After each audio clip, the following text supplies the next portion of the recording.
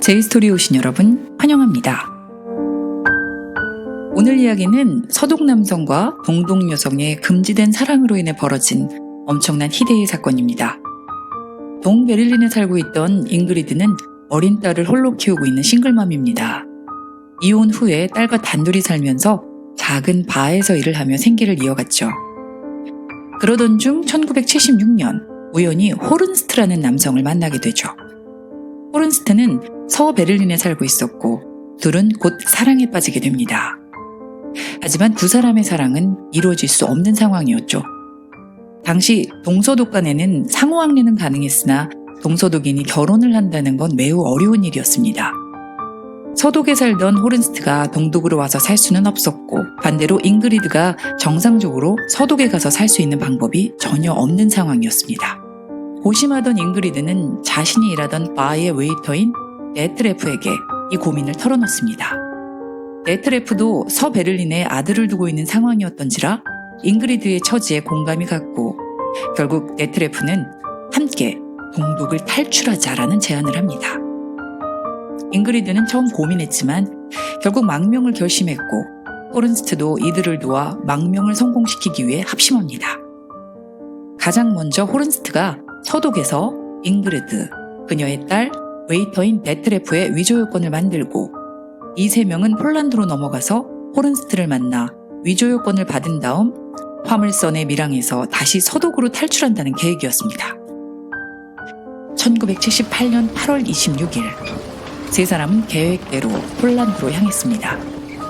기차역에서 호른스트와 만나서 위조 요건을 전달받기 직전 호른스트가 동독 쪽의 수사관에게 수상하다는 이유로 체포가 되었고 수색 과정에서 세 사람의 위조 요건까지 드러나 버린 것입니다.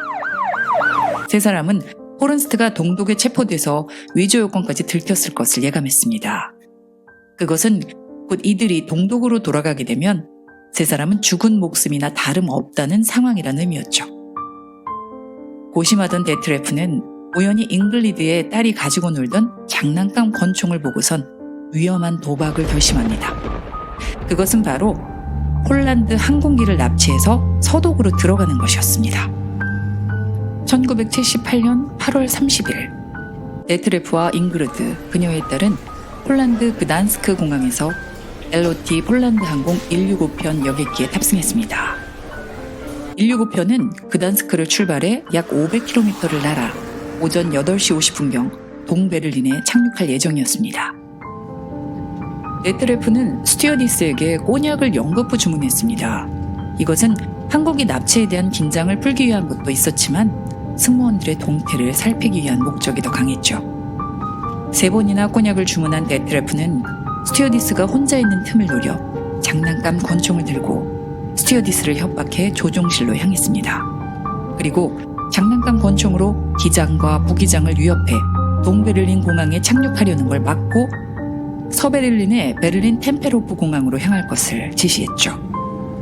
어쩔 수 없이 기장은 서베를린 쪽으로 향했습니다.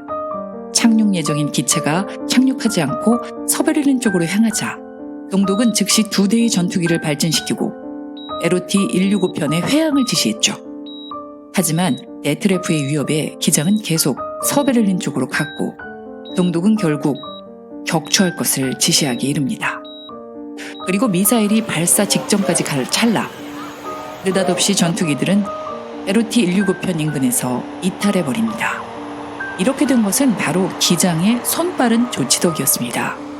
기장은 데트레프가 비행기를 납치하자 주파수를 조작해서 모든 교신 내용이 퍼지도록 은밀히 조치했습니다. 기장이 서독과 미국 쪽으로 보낸 주파수의 내용은 기체가 망명자에 의해 피랍되었고 동독이 이를 격추하려 한다라는 내용이었습니다.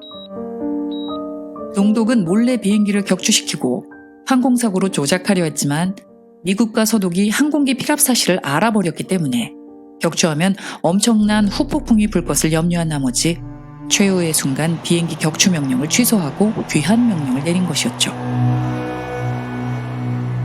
이렇게 해서 무사히 위기를 넘기고 서베를린 템페로프 공항으로 향하게 됩니다. 오전 9시 40분 비행기는 서베를린 템페로프 공항 상공에 이르렀습니다. 기장은 착륙 허가를 요청했지만 착륙을 불허한다는 관제사의 응답만을 들을 수밖에 없었죠. 서독은 이미 비행기 피랍 사실을 알고 있었고 그 목적이 망명을 위한 것이란 사실도 알고 있었으나 자칫 이를 받아들이게 되면 동독과의 교류가 끊어질지도 모른다는 것을 우려를 했고 이 때문에 기장에게 동베를린으로 다시 돌아가라고 합니다. 비행기의 연료가 점점 떨어지고 있었기 때문에 사고가 나지 않기 위해선 동독으로 돌아가는 것 말곤 방법이 없었습니다. 그러나 데트레프가 장난감 권총으로 절대 불가를 외치며 버틴 탓에 기장은 이러지도 저러지도 못하고 템페로프 공항 상공을 뱅뱅 도는 것밖에 할 수 있는 일이 없었습니다. 그런데 오전 10시경 템페로프 공항 관제사는 LOT 165편에게 착륙을 허가한다는 통보를 했습니다. 불과 20분 만에 일어난 반전이었죠. 이렇게 된 건 미국의 결단 때문이었습니다. 템페로프 공항은 주동 미군의 관할 아래 있었기 때문에 착륙에 있어서 영향을 미치는 건 서독보다도 미국에게 더 큰 영향력이 있었습니다. 망명자가 항공기를 피랍해 망명을 시도하려 한 사건의 이유를 알고 있던 미국은 이를 정치적으로 활용할 수 있을 것으로 판단하고 비행기의 착륙을 허가한 것입니다. 그러나 위기는 여기에서 그치지 않습니다. LOT 165편은 대형기였기 때문에 착륙에 필요한 활주로의 길이는 최소한 2100m 정도가 돼야 했죠. 그러나 템페로프 공항의 활주로 최대 길이는 1700m에 불과했습니다. 무리하게 착륙을 시도했다가는 자칫 대형 사고가 일어날 수 있는 상황이었죠. 기장은 활주로가 짧기 때문에 회항할 수밖에 없다고 했지만 데트레프는 서베를린에 아들이 있다면서 눈물로 기장에게 사정을 했습니다. 결국 기장은 착륙한다는 결단을 내리기에 이릅니다. 처음 착륙 시도는 충분한 거리 확보에 실패해 다시 상승해 재착륙 시도를 할 수밖에 없었죠. 상당히 무모하고 위험한 시도였습니다. 그러나 결국 성공합니다.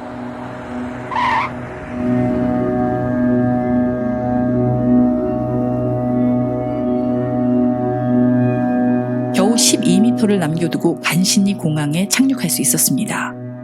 데트레프와 잉그리드 그리고 어린 딸은 템페로프 공항에 발을 디딜 수 있게 되고 이들뿐만 아니라 서베를린에 템페로프에 착륙했다는 사실을 알게 된 탑승객 중 6명이 망명을 희망해 이 6명도 함께 비행기에서 내리게 됐습니다. 망명을 위한 것이었다곤 하나 엄연히 비행기를 납치한 것은 범법 행위였던 만큼 데트레프와 잉그리드는 항공기 납치 혐의로 템페로프 공항 내의 주동미군 군법 재판에 회부됐죠. 잉그리드는 항공기 납치에 가담하긴 했으나 승객들에게 위해를 가한 일은 없다는 점 때문에 무죄 판결이 내려졌고 데트레프는 어찌되었든 간에 위력으로 승무원을 협박해 항공기를 납치했기에 9개월 징역형에 처해졌습니다. 그나마 망명 목적이 감안되어 정상이 참작된 결과였죠.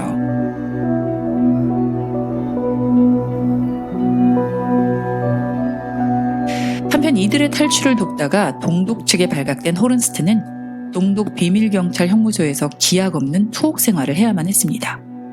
동독은 국제 여론을 의식해서 LOT 165편은 내버려둘 수밖에 없었지만 호른스트는 괘씸죄가 더해져서 더욱이 풀어주려 하지 않았습니다.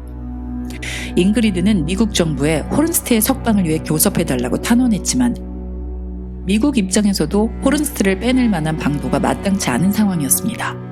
그러나 잉그리드는 포기하지 않고 미국을 상대로 거액의 배상을 요구하는 소송을 제기합니다. 소송 내용은 재판 과정에서 변호사의 조력 등이 없었기 때문에 인권을 침해했다는 것이었죠. 이것은 배상금의 목적이 아니라 호른스트의 석방을 위해서 미국 정부를 움직이게 하려는 목적이 컸습니다. 결국 미국 정부는 잉그리드에게 소를 취하하면 호른스트를 석방하기 위해 동독과 협상하겠다고 약속했고 잉그리드는 소를 취하했습니다. 호른스트는 무려 2년이 지난 1980년 10월에서야 석방되어 서독으로 돌아올 수 있었고 사랑하는 잉그리드와 재회할 수 있었습니다. 호른스트와 잉그리드는 1985년 결혼했죠. 그리고 둘이 결혼 후인 4년 뒤 1989년 베를린 장벽이 붕괴되고 독일은 통일이 되었습니다. 호른스트는 2006년 사망했고 잉그리드와 데트레프는 지금까지도 베를린에서 평온한 여생을 보내고 있습니다.